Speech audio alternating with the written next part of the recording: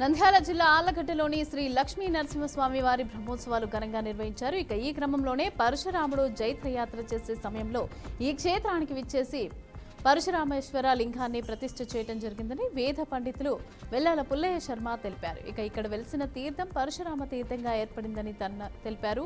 ఈ క్షేత్రంలో ప్రతి ఏటా పాల్గొన్న శుద్ధ ద్వాదశి మొదలుకొని బహుళ విధియ వరకు బ్రహ్మోత్సవాలు ఘనంగా జరుగుతాయని పుల్లయ్య శర్మ తెలియజేశారు. గుంటూరు జిల్లా అమరజీవి పొట్టి శ్రీరాములు జయంతి కార్యక్రమం గుంటూరు హిందూ కాలేజీ సెంటర్లో నిర్వహించారు. ఆయన విగ్రహానికి కేంద్ర సహాయ మంత్రి పెమ్మసాని చంద్రశేఖర్ పూలమాలలు వేసి నివాళులర్పించారు. ఎమ్మెల్యేలు గల్లా మాధవి, డిప్యూటీ మేయర్ సజీలా పొట్టి శ్రీరాములు విగ్రహానికి నివాళులర్పించారు. అనంతరం పట్టుదలకు అలాగే పోరాటానికి ప్రతీక పొట్టి శ్రీరాములు అని మంత్రి పెమ్మసాని చంద్రశేఖర్ కొనియాడారు. ప్రజల కోసం ప్రాణత్యాగం చేసిన మహనీయుడని అన్నారు. కర్నూలు జిల్లా పత్తికొండ మాజీ ఎమ్మెల్యే శ్రీదేవి తన స్వగృహంలో సమావేశం నిర్వహించారు. ఏపీలో రెడ్ బుక్ రాజ్యాంగం నడుస్తోందని, ప్రజలకు సూపర్ 6 పథకాల హామీలు అమలు చేయకుండా ప్రశ్నించే వారిపై కేసులు పెట్టి వేధిస్తున్నారన్నారు. గత ప్రభుత్వంలో కులం, మతం, పార్టీలు చూడకుండా ఓటు వేయని వారికి కూడా పథకాలు అందించిన ఘనత మాజీ ముఖ్యమంత్రి జగన్మోహన్ రెడ్డికే దక్కుతుందని ఎమ్మెల్యే తెలిపారు.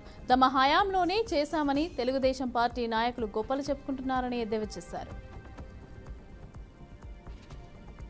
వికారాబాద్ జిల్లా పట్టణంలోని సత్యభారతి ఫంక్షన్ హాల్లో ఇఫ్తార్ విందు ఏర్పాటు చేశారు. ముఖ్య అతిథిగా తెలంగాణ రాష్ట్ర శాసనసభాపతి, వికారాబాద్ ఎమ్మెల్యే శ్రీ గడ్డం ప్రసాద్ కుమార్ హాజరయ్యారు. రంజాన్ ఉపవాస దీక్షల సందర్భంగా పట్టణానికి చెందిన వ్యాపారవేత్త తస్వీర్ అలీ ఏర్పాటు చేసిన ఈ ఇఫ్తార్ విందులో పాల్గొన్నారు. అసెంబ్లీ స్పీకర్ ప్రసాద్ కుమార్ ముస్లిం సోదరులకు ఖర్జూరా తినిపించి ఈ రోజు ఉపవాస దీక్షను విరమింపజేశారు. శ్రీ సత్యసాయి జిల్లా పెనుగొండ పట్టణంలో ముస్లిం సోదరులకు ఇఫ్తార్ విందు ఏర్పాటు చేశారు. ముఖ్య అతిథిగా మంత్రి సవిత ఇందులో భాగంగా ముందు మౌలానాతో కలిసి పాల్గొన్నారు. మంత్రి సవిత రాష్ట్రమంతా సుభిక్షంగా ఉండాలని, ముస్లిం సోదరులు కట్టూరంగా పాటిస్తున్న రంజాన్ మాసపు ఉపవాస దీక్షలను అల్లా స్వీకరించాలని కోరారు. చంద్రబాబు నాయుడు నిండు నూరేళ్లు ఆరోగ్యంగా ఉండాలని, రాష్ట్రమంతా సుభిక్షంగా ఉండాలని, సంతోషంగా ఉండాలని మౌలానాతో కలిసి ప్రత్యేక ప్రార్థన చేశారు. గుంటూరు జిల్లా మంగళగిరి నియోజకవర్గ ఇన్ఛార్జ్ చిల్లపల్లి శ్రీనివాసరావు అధ్యక్షతన నియోజకవర్గ కార్యక్రమంలో సమావేశం నిర్వహించారు. అయితే జనసేన ఆవిర్భావం నుంచి నేటి వరకు పోరాటాలతోనే ప్రజలకు చేరువయ్యామని శ్రీనివాసరావు అన్నారు. ఈ క్రమంలోనే వైసీపీ ద్రోహులు పిఠాపురం జనసేన ఆవిర్భావ సభను నేతలు చేసిన వ్యాఖ్యలను విషప్రచారం చేస్తున్నారని విమర్శించారు. వైసీపీ ట్రాప్లో ఎవరూ పడద్దు అని, విభజన ఆంధ్రప్రదేశ్లో గత 5 ఏళ్లు డబ్బులు దోచుకోవడానికి వైసీపీ ప్రయత్నాలు చేసిందని ఆయన ఆరోపించారు. నంద్యాల జిల్లా ఆళ్లగడ్డ మండలం అహోబిలంలో శ్రీ లక్ష్మీ నరసింహస్వామి వారి బ్రహ్మోత్సవాలలో భాగంగా శ్రీ ప్రహ్లాద వరస్వామి, శ్రీదేవి భూదేవి అమ్మవార్ల తెప్పోత్సవం ఘనంగా నిర్వహించారు. పాల ఆవరణలోని పుష్కరిణిలో పూలతో అలంకరించిన తెప్పపై శ్రీ స్వామి అమ్మవార్లను 9 మౌర్ నౌకపై విహరింపజేస్తారు. ఈ కార్యక్రమంలోనే ప్రధాన అర్చకులు కీడాంబి వేణుగోపాల్ పాల్గొన్నారు.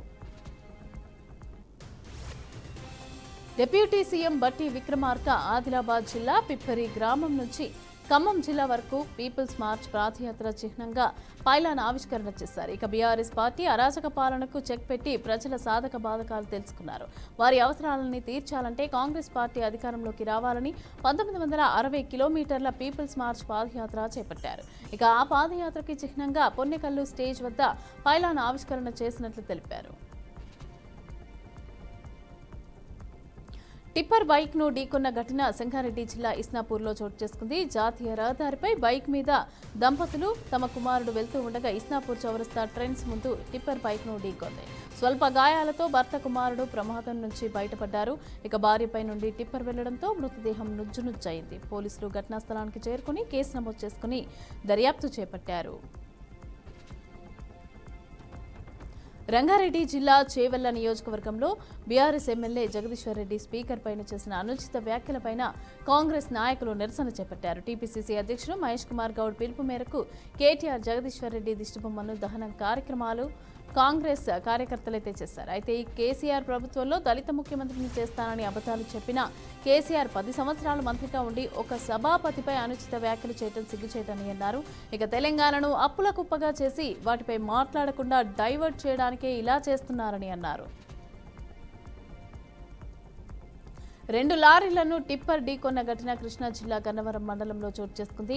విజయవాడ నుంచి ఏలూరు వైపు వెళ్తున్న లారీని చిన్న ఆవుటపల్లి వెస్ట్ బైపాస్ నుండి రాంగ్ రూట్లో అతివేగంగా వచ్చి ఏలూరు వైపు వెళ్తున్న లారీని టిప్పర్ ఢీకొట్టింది. అయితే లారీ క్యాబిన్లో ఇరుక్కొని డ్రైవర్ 2 కాళ్ళు చితికిపోయాయి. ఇక క్షతగాత్రుల్ని లారీ క్యాబిన్లో నుంచి బయటకు తీసి చికిత్స నిమిత్తం హాస్పిటల్కి తరలించారు.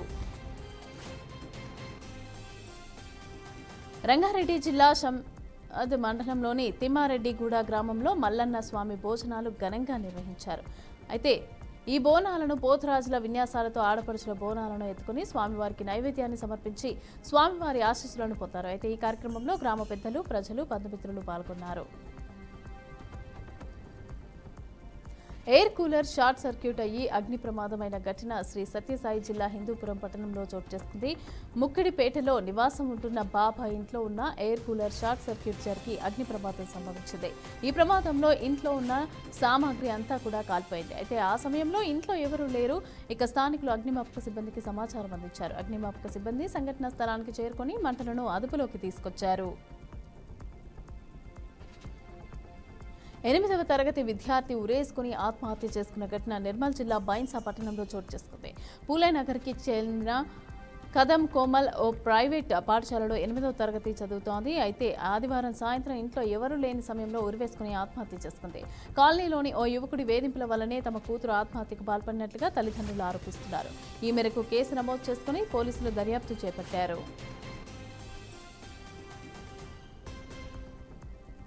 వికారాబాద్ జిల్లా పరిగి నస్కల్ గ్రామంలో చేసిన లేఅవుట్లో గ్రామ పంచాయతీకి వదలవలసిన భూమిని వదలకుండా స్వలాభం ఆశించి అనుమతులు ఇచ్చారంటూ అప్పటి పంచాయతీ కార్యదర్శి, సర్పంచ్ పైన గ్రామస్తులు ఆరోపించారు. నస్కల్ గ్రామంలో సర్వే నెంబర్ 106లో 2017వ సంవత్సరంలో సుమారు 3 ఎకరాల 10 గుంటల విస్తీర్ణంలో లేఅవుట్ చేసిన స్థలంలో గ్రామస్తులు నిరసన వ్యక్తం చేశారు. లేఅవుట్లో సుమారు 50 ప్లాట్లు రాగా అందులో గ్రామ పంచాయతీకి 3 ప్లాట్లు వదిలినట్లుగా అప్పట్లో లేఅవుట్ చేసిన వారు తెలిపినట్లు గ్రామస్తులు చెప్పారు. అయితే ఈ ప్లాట్లను గ్రామ సర్పంచ్ తనయుడు మేడిత రాజేందర్తో తన పేరు మీద చేయించుకున్నట్టుగా ఆరోపిస్తున్నారు. వైఎస్ఆర్ జిల్లా పులివెందులలో అరటి కాసులు కురిపిస్తోంది. ఇక దేశ రాజధాని ఢిల్లీలో మంచి డిమాండ్ ఉన్న ఈ అరటి ఇటీవల కాలంలో గల్ఫ్ దేశాలకు సైతం భారీగా ఎగుమతి అవుతోంది.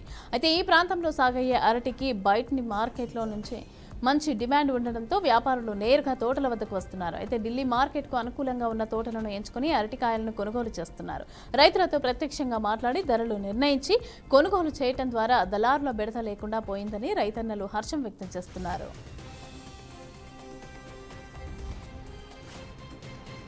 ఇక అమరావతిలో సామాజిక భద్రతా పింఛన్ల పంపిణీలో వేలిముద్రలు పడక లబ్ధిదారులు పడుతున్న ఇబ్బందులకు ప్రభుత్వం చెక్ పెట్టింది. ఇక వచ్చే నెల నుంచి కొత్తగా వేలిముద్రల నమోదు స్కానర్లను అందుబాటులోకి తీసుకురానుంది.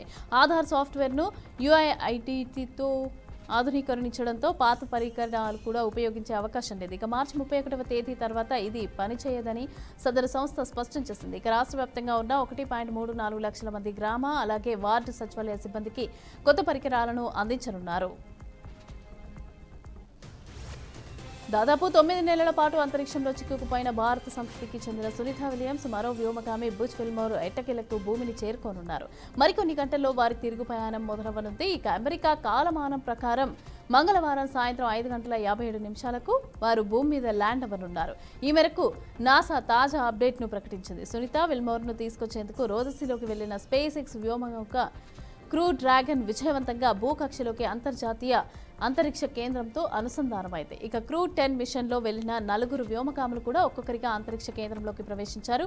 ఇక దీంతో సునీత రాకకు మార్గం సుగమమైంది. ప్రకాశం జిల్లా గిద్దలూరు మండలం నరవ గ్రామంలో శ్రీ లక్ష్మీ నరసింహస్వామి తిరునాళ్లలో నిర్వహించిన బండలుగుడు పోటీలలో అపశృతి చోటు చేసుకుంది. ఇక బోడిచర్ల గ్రామానికి చెందిన రైతు నక్షత్రారెడ్డి బండలాగుడు పోటీలకు ఎడ్ల జతలతో హాజరయ్యారు. ఇక 600 మీటర్ల బండలాగుడు పోటీలలో బండను లాగిన ఎడ్ల జంతలలో ఒకటి మృతి చెందింది. 3 లక్షలకు పైగా విలువ చేసే ఎద్దు మృతి చెందడంతో ఆ రైతు ఆర్థికంగా నష్టపోయాడని స్థానికులు 3 లక్షలకు పైగా విరాళాలు సేకరించి రైతును ఆదుకున్నారు. సంక్షేమ హాస్టళ్లలో 581 అధికారుల పోస్టులకు ఎంపికైన అభ్యర్థుల తుది జాబితాను నేడు టీజీపీఎస్సీ వెల్లడించనుంది. గత ఏడాది జూన్ 24 నుంచి 29 వరకు ఆన్లైన్ విధానంలో నిర్వహించిన పరీక్షలకు 82,000 మంది హాజరయ్యారు. కమిషన్ ఇప్పటికే ఫలితాలను వెల్లడించి సర్టిఫికెట్లను వెరిఫికేషన్ పూర్తి చేసింది. ఇటీవల గ్రూప్ 1, 2, 3 జనరల్ ర్యాంకింగ్స్ రిలీజ్ చేశారు.